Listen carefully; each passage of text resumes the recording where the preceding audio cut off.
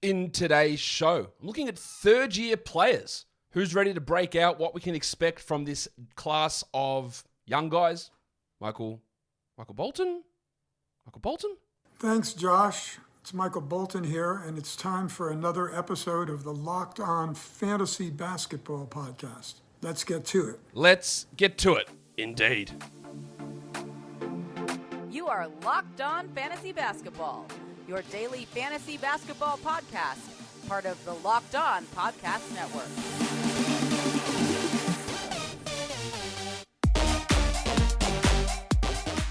Hello and welcome to the Locked On Fantasy Basketball Podcast, brought to you by Basketball Monster. My name is Josh Lloyd and I am the lead fantasy analyst at basketballmonster.com and at Yahoo Sports Australia. And you can find me on Twitter, as always, at redrock_bball and on Instagram at Locked On Fantasy Basketball. Thank you for making Locked On Fantasy Basketball your first listen every day. We are free and available on all platforms. Today's episode is brought to you by BetOnline. BetOnline has you covered this season with more props, odds, and lines than ever before. BetOnline is where the game starts.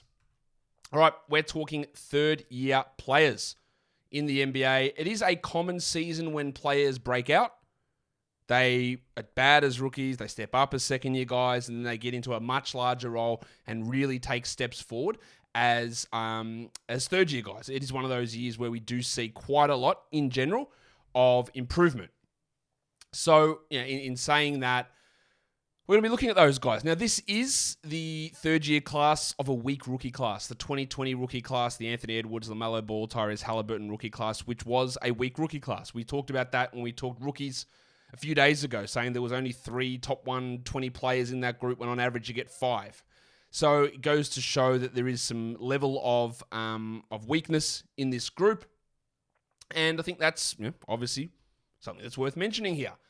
So, what do we need to see with this group of guys? They are going to be improvements. I'm pretty sure of that, but maybe we shouldn't look at it as a regular third-year class of players. Warnie? Let's get it on, Gilly. All right. Last season, this group of players had 8 in category leagues and 8 in points leagues be top 120 players. Okay? So there was only 3 of them as rookies. There was 8 of them as second-year guys. So we got big steps up from a lot of players. This season, I have 9 players in both categories and points leagues projected to be top 120 players. If you expand that limit out to top 130, I've got 12 players. And I've got 10 in points leagues that push into the top 130. So, again, an improvement, but not quite as much as what we would expect with a regular strength or a really strong draft class. But there is a lot of value. Outside of those 3 guys who were top 120 as rookies, Ball, Edwards, and HALIBURTON, you've got the rise of guys like BANE and MAXEY. They're in this group. They took big steps forward last season. You've got guys who will step up. We'll talk about them later on in the show, but they're the major ones who have stepped into that. There's that elite group, and there's that sub-elite group, which is BANE and MAXEY. And then there's just a bunch of other guys who are sort of floating in areas as to where we might see them arrive. We don't know where they're going to come out, but again, I don't have... we'll talk about this. I'm a little bit... I don't know why I'm so lost with what I'm saying here. There's a lot of these guys who are going to have improvements in value this season. And if you do have those guys in Dynasty League, I think there might be some real sell-high potential after this season, because it is going to be a large product of the situation they're in. And when we move forward into future seasons, that situation won't be the same. So let's start off with a guy who is relatively situation dependent, and that is LaMelo Ball of the Charlotte Hornets. He ranked 16th last season, 13th in points leagues, 16th in category leagues. But I think the biggest thing that stands out to me there is he only played 32 minutes a night. Now, I do expect that Steve Clifford slows the pace down. He's a really slow coach, so he'd probably lose 4 to 5 possessions a game under Clifford versus Borrego. That's possible. But we saw Borrego and Ball have some issues at times. Ball had some foul trouble at times as well. I'd be staggered if LaMelo plays 32 minutes a night only. It's got to push to 34, maybe 35, maybe 36. We saw someone like Darius Garland in year 3 push up to really high minutes. I would be pretty stunned to see Melo at 32. Yahoo's got him ranked 11th with an ADP the same. ESPN's got him ranked 16th with an ADP the same. To me, he's a pretty clear first-round player, whether that's at pick 10 or pick 12. Yeah, I've got him in that area. Do I have him higher in categories or points? I've actually got him the same. When you go and look at the projections, you'll see him like at 13th. But to me, that's a first-round player because the per-game guys like a Kyrie who's ahead of him, I wouldn't take Kyrie ahead of him. Simple as that. And I probably wouldn't take LeBron ahead of him with his age-related risk as well. So I'd probably have LaMelo in the 10 to 11 range. I am going to do a whole show on who I would pick in the first round, in what order. That'll come up probably in a week or two. So pay attention to that. Should have mentioned this up the top. Next week, I'm going to have information on joining the Locked On Fantasy Basketball Bowl. And there's going to be 2 sections of that, a Category League one and a Points League one. 360 teams. You get prizes along the way for winning your division, but also a grand overall prize. There are going to be Category Leagues and Points Leagues, as I said, and I'll provide entry information for that in shows in the coming weeks. It is going to be the largest contest that I've ever run. And again, trying to combine it all into one final winner out of 360 teams across categories, and then 360, hopefully we get it for points as well. When I put the polls out there, I had 75% people interested in category leagues versus points, but I also think that's because a lot of the points league players are not focusing on fantasy basketball now. They'll come in after fantasy football starts, and we'll get points leagues starting to fill up through middle to end of September as more points league people come and watch what we're doing. I should have mentioned that a little bit earlier, but I didn't, and I'm talking about it now. Let's talk about TYRESE HALIBURTON, who is a third-year player. He was 24th in category leagues last year. 22nd in points leagues. He played 35 minutes a night. That's not really going to change, but his usage should. Remember, he played 2/3 of the season for Sacramento, 1/3 for Indiana. And in Indiana, he's going to have a situation where his usage is higher. The minutes are going to be there. The worry we have, I guess, is as usage pushes up, efficiency tends to drop, and that can lead to a drop in defensive stats as well. I think HALIBURTON is someone I would take behind LaMelo Ball, but he's fine at the turn, whether that's at 12 to 14 range, in that sort of an area. I've got no problem. In points leagues, I'd probably drop him a little bit lower. I don't think I'd have him quite in that range of taking him at 10 or 11 or 12. In fact, he's probably more back-end second, I think, in points leagues. But in category leagues, I would look to him around the turn or very, very early second round. Yahoo's got him at 17 ranked. He was ranked initially at 29, and they've bumped that up. His ADP's 20. That'll start to come in, and that ADP will start to come into 14, I think. And then on ESPN, he's still ludicrously ranked 33rd there with an ADP somehow lower at 42. So the people at ESPN who are drafting on ESPN are looking at him at pick 33, and he's sitting at the top of the board for 12 more picks as people pass over him because I don't know what those guys are doing. I have no idea what people are doing on ESPN if that is what your draft situation is. So you think he's going to be worse than he was as a rookie? Worse than he was as a second-year player. Significantly worse. 2 rounds worse than what he was as a second-year player. If you can work that out, I'd love to find out why that's the case. But I'm not going to because I don't care. Anyway, let's talk about BetOnline because football is back. I'm releasing this after the first game, so congratulations to the Rams or congratulations to the Bills. I don't know. I think the Bills would have won, but I don't know. And you're going to tell me whether I'm wrong or not. But if you want to place a bet on any football game that's on, college football, NFL, BetOnline is your #1 source for all of your pro and college football betting needs and sports info this season. Find all of the latest football league developments, game matchups, news, and podcasts, including this year's opening week games. BetOnline is your continued source for all of your sports wagering information, including live betting, esports, and scores. The fastest and easiest way to check in on all of your favorite sports and events, including Major League Baseball, MMA, boxing, and golf. So head to the website today or use your mobile device to learn more about the trends in the action. BetOnline is where the game starts. Let's look at the next guy. I'm sure you know who it is. Oh, sorry, wrong picture. Anthony Edwards. Oh, my transition didn't work. Yeah, Anthony Edwards. Goose. 44th ranked player in category leagues. 47th in points leagues with 34 minutes. So there's not as big a scope for rise as there is with LaMelo Ball with playing time. But I'm a little worried about where Goose sits. He's ranked 25th on Yahoo. His ADP's 27. But I'm starting to see him go 20, 19. I'm having people say, hey, could I pick him at 10? Should I pick him at 14? And that is a wild difference from where he was last season. This is not a guy who was 20th, 25th, and we're going, can I pick him at 17? This is a guy who was 44th, 37th in points leagues. ESPN's got him ranked at 49, which of course is insane. Yahoo's got him at 25. ESPN, at least the ADP's at 37, so people are reaching high. But I'm seeing it happen where he is starting to go high and people are asking me, hey, pick 15, could I take Anthony Edwards? That's a big jump.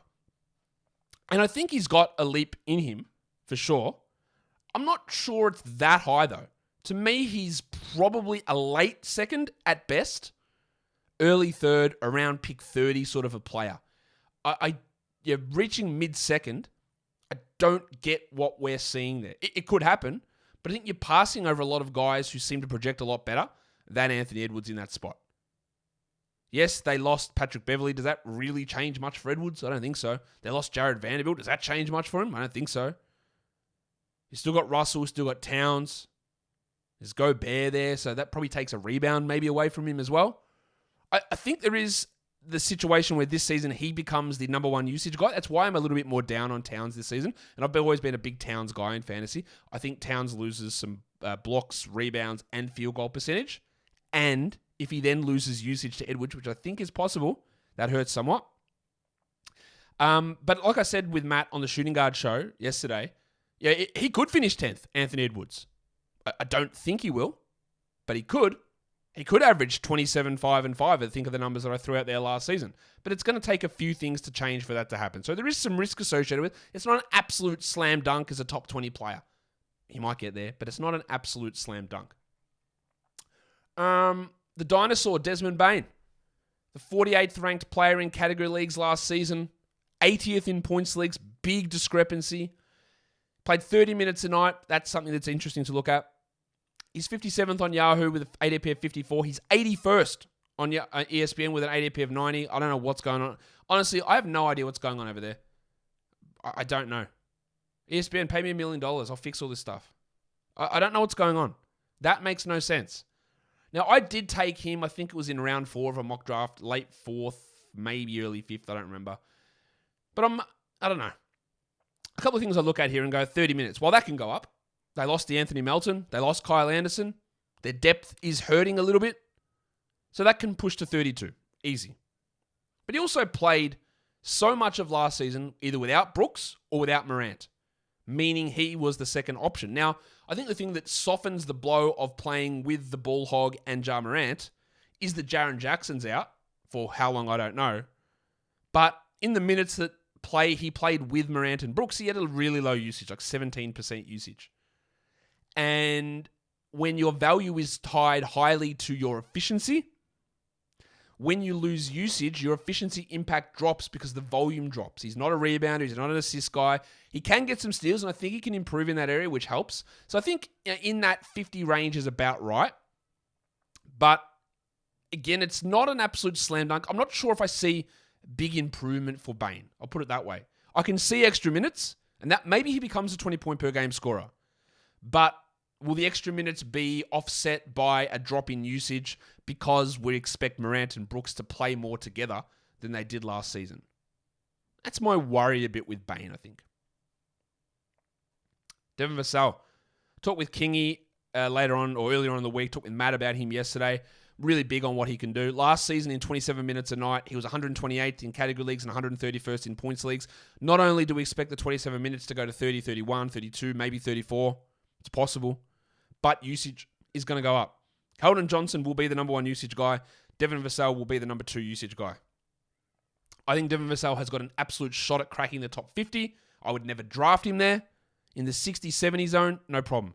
Yahoo bumped him from a rank of 260, which was obviously insane, up to number 95. There is still value in that. There is still value. His ADP is 103. If you get him in round 9, round 8, even round 7, I think you're getting value on him. ESPN's lagging. Shocking. Wow, sorry. I'm recovering. They're lagging a little bit. He's at 146 with an ADP of 137. You get him in... By the way, standard ESPN leagues have 130 draft picks. So they're expecting him to go undrafted. Cool. If you get him in the last round, second last round, you're winning your league, I think. Like, again, that rank suggests that he's worse than last season. Worse. I could do a whole show trying to explain what's going on, and I'd never get an answer. He's got a real opportunity here. Big into Vassell, steals guy, efficient shooter. What if he just becomes a high usage and works on pick and roll ball handling and becomes a 5 assist player? That's a top 35 guy. That's absolute best case scenario, 2% chance of happening. But when you talk about, say, him versus a guy that many people might think is an archetype, Dorian Finney-Smith, Finney-Smith just doesn't have that opportunity, doesn't have that upside, doesn't have that ability to do that.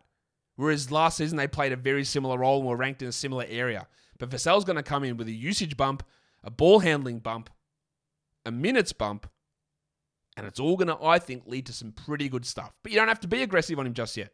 I'd wait for that Yahoo rank. That'll come in. You'll find that at some point, Yahoo will go insane on it, and they'll go, oh, now he's 44th. And I'll go, okay, well, now I don't want him. That might happen, and that's going to be a worry. He also might be one of those guys, and there are a few more who are definitely more in this boat than him, that I go, ooh, in a dynasty league, this might be best case scenario. Although I do really believe in Devin Vassell. I do really believe that he can become a really strong, he can be a Mikal Bridges with maybe a little bit more offensive aggression.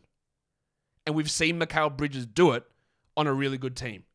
And I think Vassell can become that. So I'm less worried about, ooh, good stats, bad team with Vassell than I am with some guys coming up, including the next guy, which is Sticks. Stand by your man! Jalen Smith. Jalen Smith, not Jabari Smith, not Jalen Green, Jalen Smith of the Indiana Pacers, who is going to allegedly start at power forward. That gives him, you would say, minimum 25 minutes, maybe 29 minutes. So we look at what he did last season, and they're not really reflective. 218th in categories, 211th in points, played 18 minutes a night. Right? They're not really reflective of his value.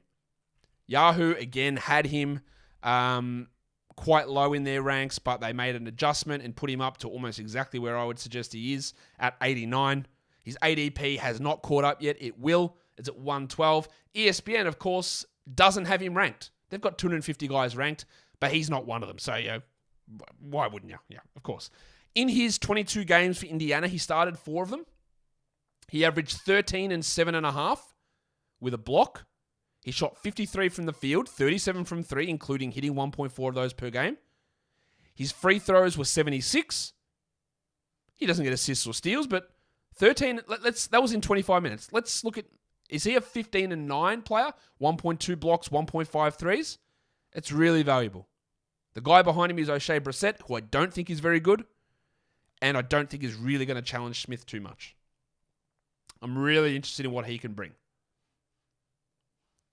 TYRESE MAXEY. Big breakout guy last year, someone who I was really in on as a guy that you draft with your 11th, 12th, 13th round pick. There was some debate last preseason because it's Doc Rivers. Oh, we're probably going to start Shake Milton. Like, Doc, that was dumb at the time and it looks ridiculous in hindsight. Maxey outperformed any expectation I had because, again, I can't come in and say, well, this guy was a 30% three-point shooter in his rookie season. He was like 30, I think, percent at Kentucky. Well, he's definitely going to be a 44% guy in year 2. That's a reasonable expectation. Like, you can't project that. But he did it. There's always going to be one of those guys who just has an unbelievable outlier type season. He also did a lot of his damage, the early part, as the number 2 guy next to Embiid. Now there's Harden. And he still played well when Harden arrived. There's no debating that whatsoever. But his usage fell to like 17% when he shared the court with Harden. He was 68th last season in category leagues, 83rd in points leagues, and played 35 minutes. So the 35 minutes can't really change. That's about where it's going to stick. Yahoo's got him ranked at 62 with an ADP of 66. Fine. ESPN's actually, I think, probably a little bit better. 72 with a rank of 78. Because I don't want to bank on the fact that his usage dropped, but he maintained value by hitting 47% from 3. I think 40% from 3 is totally reasonable. It's a 7 percentage point drop, which impacts his three-pointers made, it impacts his scoring, it impacts his field goal percentage. There will be people who look at it, and remember, one thing you always got to look at is progression is not linear. So he went from a pretty average rookie season to a really good second year. That doesn't mean he takes the same jump again in year 3. In fact, he might stay the same. He might regress a little bit. He might be a better player, but fewer numbers because the shooting goes to 41% or to 39%. And he just doesn't have the ball in his hands as much, and the usage drops from 21 or whatever it was down to 18 or 19, and he doesn't quite hit the same heights. He might, but Yeah, that's why I think the ESPN rank at 72 is fair. A little bit down from where he was last season, which I think is what's going to happen. You might roast me for this. You might just think that Maxey's going to go, he's going to go ham and he's going to be better than Harden. That is possible. It's a really low chance, I think, of it happening, and I wouldn't want to bank on that going on. I just think that when he is playing out there with Harden, he will get some open shots, but even if you get all open shots playing next to James Harden, how many players playing next to James Harden have been 47% three-point shooters? Zero. No one. It's really hard to do it. It might make him a 40% guy, a 41% guy, but that is a gigantic drop-off. And does that account for, that high shooting, does that account for the potential drop in usage or the potential drop in assist opportunities? That's where I worry. I really like him long-term. I think long-term he has top 30, top 25 upside, but it's probably 2 years away, be my guess. This is one of the guys who I think is really in a position to jump up this season, Trey Jones. But it's also one of those guys where I go, he is very, very dependent on situations, so look for sell highs in Dynasty. 317th in category leagues, 306th in points. He played 17 minutes a night. He's probably going to play 30. There might be Josh Primo getting minutes. I don't think Blake Wesley or Malachi Branham are going to push into those minutes. Pop just doesn't really like playing rookies that much. Primo is still like 19. He's basically a rookie. I don't think he's a very good point guard. And Jones was the guy who got the minutes last season when DeJounte was out. Yahoo's got him at 125 with an ADP of 128. Reasonable. I think that's pretty reasonable. I would probably go higher because it's really hard to get assists in the draft. I think you're looking at him in the 90s, maybe 80s, maybe around 100. Fantrax has got his ADP at 102. I haven't listed that here. ESPN, of course, doesn't have him ranked. Why wouldn't you? I think we're looking at a guy that might average 8 assists. He might shoot 25% from 3. That's a problem, and that's going to impact his field goals. But he will score okay, but it's just really assists and getting some steals. But again, I think it's really situation dependent. The depressed penis, Sadiq Bey. He was 115th last year because his shooting was really poor. Although, over the last 3 months of the year, it picked back up. He was ranked 94th in points leagues. He played 33 minutes a night. So maybe there's an extra minute in there for Sadiq. Yahoo's got him at 81 with an ADP of 89. ESPN's got him at 103 with an ADP of 112. I'm not sure what the step up is for Bey. Last season, they really put the ball in his hands and said, can we see if you can create your own shots? And he went, sure, I'll try it. And the answer was no, you can't really do it that well. That's not his role on a team moving forward. I don't think this Pistons team is a team that's pushing for the play-in. They're still figuring stuff out. And there is the absence of Jeremy Grant there, for sure. But I don't think it worked. Saying, Sadiq, can you be a self-creator? Can you do all this stuff and try and do all these mid-range twos which just wouldn't go in? I think they'd like to give Jaden Ivey that opportunity to do it this season and Bey to maybe fall back a little bit in the pecking order and be more of the tertiary guy. Although he did increase his assists last season, so maybe I'm underselling Sadiq. Maybe out of all of these guys, I think there is blow-up potential for Bey. I think it's a low possibility, but I didn't like what I saw from him. Although, again, in the last 2 to 3 months, the assists were up, the shooting improved. He started to look better, but I don't think his role is this high-usage ball-handling player, and they forced him into that last season to see what they had, which is fine. So I'm not sure the minutes go up. Look, that 115 in categories, 94 in points last season. He can beat it. I don't think he's that sexy to draft higher than that. Like, I wouldn't want to pick him at 81. No chance where Yahoo's got him ranked. 103 for ESPN? Sure. Fine. Look, that's totally fine. Even if I'm not sure he makes that number. I think he's got a chance. I'm not sure he does. I love this bloke, but there is some overhype risk here. That's Onyeka Okongwu. He was 137th last year in category leagues in 21 minutes. Fantastic. Missed the start of the season with a torn labrum in his shoulder. 179th in points leagues. Yahoo's ranked him at 108. Saw him go in the 70s in a mock draft I did. Before Clint Capella. His ADP is 126. Now I get it. Right, I like the guy. I like what he can do. I don't think he's really going to play at the 4 very much next to Capella. And I don't think that they're going to play 24 minutes of Capella, 24 minutes of Okongwu. And I don't think they're going to trade Clint Capella this season. So I'm not sure where Okongwu goes. As your last round pick, sure. And you see what happens opening week. Let's see where we go. What do the minutes look like? But otherwise, you're just really hoping for a Capella injury. ESPN's gone the other way, and they've ranked him at 221, which, of course, is insane and makes no sense. But I'm not ready. And I like Okongwu a lot. It's got a lot of Obi Toppin to it, though, where you have the potential to be a fantasy guy, but you're just stuck. And you are stuck behind Capella. And I think it's probably going to be next season that it happens. I don't know. And I'd take the risk on him with a last round pick, just in case I'm wrong, and in case it is him over Capella. Really don't think it is. But in a backup role, the upside's not that high. What about this bloke? Is that you, Mr. Stewart? Well, who the hell else do you think it'd be? Get in here, you pair of flaming galahs. All right, Isaiah Stewart. I'll tell the story one more time. I didn't like him as a draft prospect. Didn't like it at all. Hated the pick. What's this guy? What does he offer? Didn't like him as a rookie. What's he doing out there? And then last season, I went, all right, well, they believe in him. I was wrong. He played much better than I thought as a rookie. All right, I still didn't think he was part of a franchise core and a key building block, but I thought, he's their center. They're going to give him minutes, and let's go. Like, the centers are going to dry up. Let's pick him around 70 to 80. And that was a dreadful decision. It was a huge mistake from me because Dwayne Casey went, oh, we don't really have any other centers for the future, but we're not going to play you. Okay, he played 26 minutes a night, Stewart. 160th in categories, 143 in points leagues. Yahoo's got him at 111 with an ADP of 112. ESPN's at 156 with an ADP of 138. I think he's going to start, and I think they're going to make him into a 4, and he's going to start bombing threes. We saw it the last couple of weeks of the season. We saw volume of it in Summer League. Could he average 2 threes a game? I don't, maybe. Probably closer to 1.5. Will he play 30 minutes? I don't know. There's a lot of centers here. There's Stewart. There's Bagley. He's a power forward, Josh. Bagley's a center. Kelly Olynyk, Nerlens Noel, and the 13th pick, Jalen Duren, is on this team as well. Every single one of those players is better as a center. Now, Olynyk can play at the 4. They're going to try one of Stewart or Bagley at the 4. It's probably going to be Stewart because he can shoot. But ideally, they're all centers. So that is a little bit of a concern in terms of the upside of minutes. I think it's going to be, unfortunately, Stewart and Bagley starting together. And then you're just going to have a bunch of other guys mixing and matching, which makes the Pistons a really hard team to try and figure out.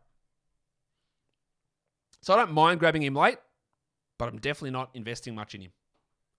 I'm not investing much in Jaden McDaniels either. Now, if I got Stewart wrong last season, I think I got McDaniels right.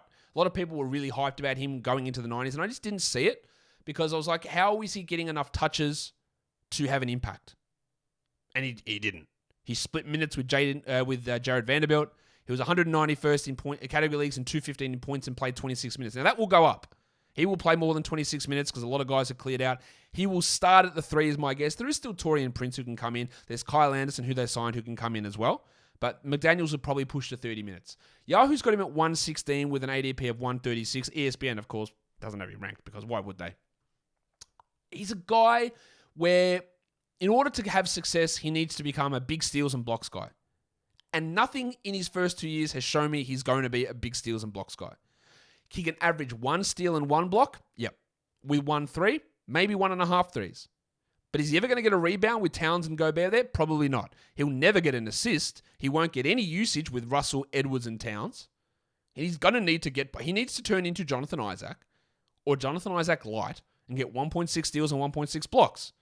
And so far, his career wouldn't tell us that that's possible. He won't get to the line, so his 80% free throws don't really matter. So, yeah, take him late. 116 is probably too early for me. I think he's more going to be 150, 130. And while that might not seem like much, it's 2 rounds, and I'm not sure about it. But I like him late, much like I like this guy late. But it's a similar problem for Pat Williams. When's he going to touch it? Lonzo Ball is out. We don't know when he's coming back. I think they'll probably start to Sunmu or Caruso, or it could be Dragic. And Williams is going to start at the 4. But when's he going to touch it? Levine, DeRozan, Vooch. Now, last game of the season, regular season, he put up a huge game. He had some big games in the playoffs as well. That's why I like Pat Williams as a last round flyer. But I still don't really go, well, if I'm the Bulls and I'm Billy Donovan, are we going to make him the option over Levine? Are Are we going to make him the option over Vooch? And I think the answer to those questions has got to be a categorical no. So a fourth offensive option who's going to have to get by getting some steals and blocks. He can get some rebounds, sure, but he's not going to pass. He's not going to hit threes. He's fine at the end. Now, he was 253rd in categories and 254th in points, playing 25 minutes. Yahoo's got him at 139, which I think is perfect. That's where you want him. ESPN's got him at 252, which of course is ridiculous. I think he's going to play more than 25 minutes. They don't have forwards on this team. So he's probably going to play 31, 32 minutes. And that might push him onto the fringe of the top 100. But is there any usage? I'm not sure. Last guy I'm going to really talk about in depth here is Cole Anthony. He had a great year last year, 32 minutes, 90th in categories, 75th in points. He started the year as a top 40 player, and then everything fell away. The efficiency, which was really high early on, just fell back to being a rookie, and his shooting numbers are really poor.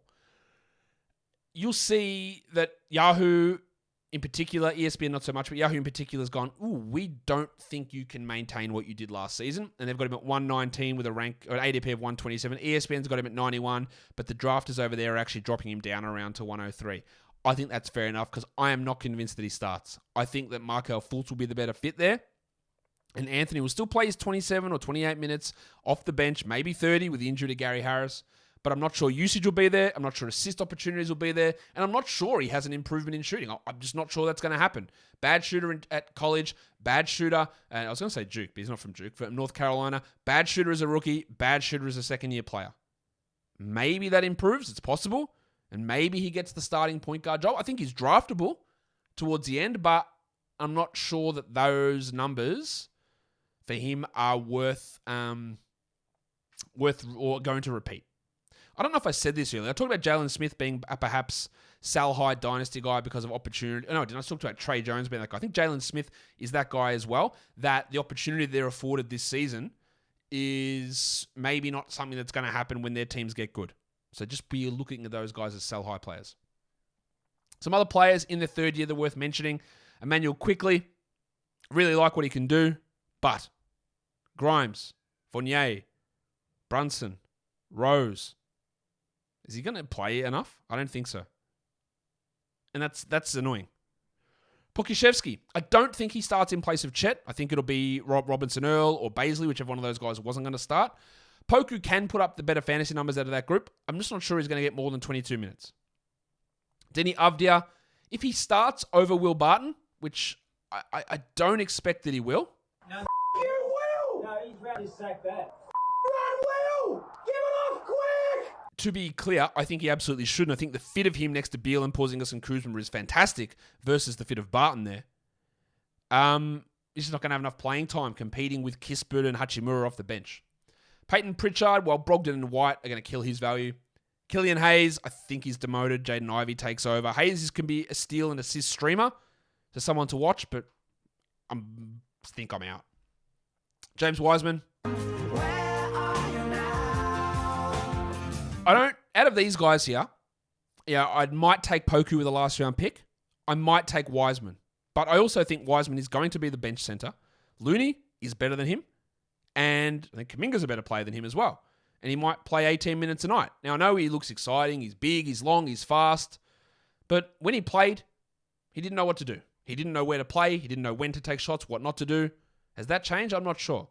And I might take him last round of the draft and see how they use him. But I'd be really quick to drop. Isaac Okoro is a third-year player. He'll probably start. Maybe he cracks the top 200. Probably not. I don't expect Precious Achiuwa, the big sneeze, to start either. But he could. That's going to impact Gary Trent if he does. But there's still Thad Young, Otto Porter, Chris Boucher, Kem Birch. They signed Christian Koloko now. Just a million centers. Siakam's playing center. I'm not sure there's enough minutes upside there for Achiuwa. I didn't write Jay Sean Tate on this list because of his weird, undrafted, then coming in 2 years after that. But he is in this other name list. I wouldn't draft Jay Sean Tate in 12-team leagues. I think that he is a poor shooter who is better suited to a bench role, and I think eventually Tari Eason can take those minutes. And, of course, he played a lot at the 4 last season, and Jabari Smith's going to be there now as well. So I'm not drafting him, but he's in this mix of other names. Obi Toppin, well, just watch.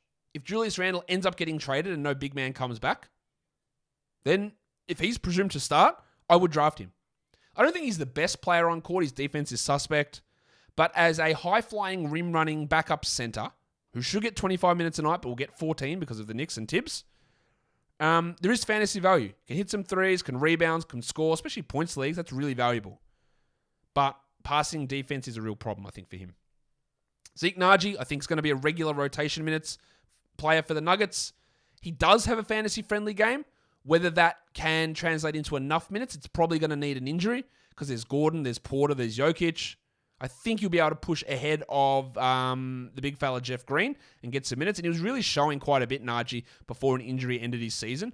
I do like him, but he's one to watch. Josh Green might be just forced into a rotation role, but he's just not a fantasy player at this point. Omer Yurtseven, I know every Heat blog that I read or Heat thing that I read is, man, we need to start Yurt. And I go, man, you guys really want to lose, don't you? But they don't have a power forward at all. Yurtseven is not a power forward. Look, give me it straight. Bam can play at power forward, but I don't know why you would want to take Bam out of the position where he's the fourth best center in the NBA and he has tremendous success. And Bam, he can go do something different that makes you less good. And is Yurtseven actually better than Caleb Martin? I don't know that he is. But if they go with that alignment where Yurtseven starts next to Bam, I really doubt it, but it's possible, I guess. If they go with that, then Yurtseven's a big points and rebounds guy. But remember, all the success he had last season was when both Bam and Dedmon were out, and he was getting all of the center minutes. And I don't think that's likely. I put Aaron Nesmith on this list because he's a player that was traded for Malcolm Brogdon, and some people seem to believe in him. I do not, in the slightest. I'm not even sure he's going to be a regular rotation player. Definitely don't think he's going to be a 20-minute-a-night guy. And then the other one's Malachi Flynn. The Raptors guards are Van Vliet and Trent. Maybe Barnes you consider a guard. Maybe you consider Anunoby a guard. Barnes will play some backup point guard. But if Flynn can really step up and really go, this is my third year. This is time for me to step up. There are minutes aplenty there. There are so many backup guard minutes, and Van Vliet has had a lot of injury problems with his knees. There are minutes available. The problem is he sucked. I thought he could be good coming out of the draft. It hasn't really shown. But he's just a name to watch where I go, out of this group, like I don't think Green's got it. Toppin is blocked, obviously, by Randall. Naji, a lot needs to change there. But Flynn just needs to be good. Like if Toppin's good, he's not starting over Robinson or Randall. If Naji's good, he's not starting over Porter, Gordon, or Jokic. If Flynn's good, well, he'll get 25 rotation minutes a night. And you'll push other guys out like Ken Birch won't play. Or Achua will lose a few minutes. Or Boucher will lose 4 or 5 minutes. He will play. Like Nesmith won't play over Hield or Mathurin or Duarte. No matter how good he is, I don't think. So Flynn becomes one, at least we watch and see what they do in Toronto. And speaking of watching, I thank you for watching or listening to this show because we're done. Follow this podcast on Apple Podcasts, Google Podcasts, Stitcher, Spotify, or on the Odyssey app. Give us a thumbs up. Leave your comments down below. Guys, we are done here. Thank you so much for listening, everyone. See ya.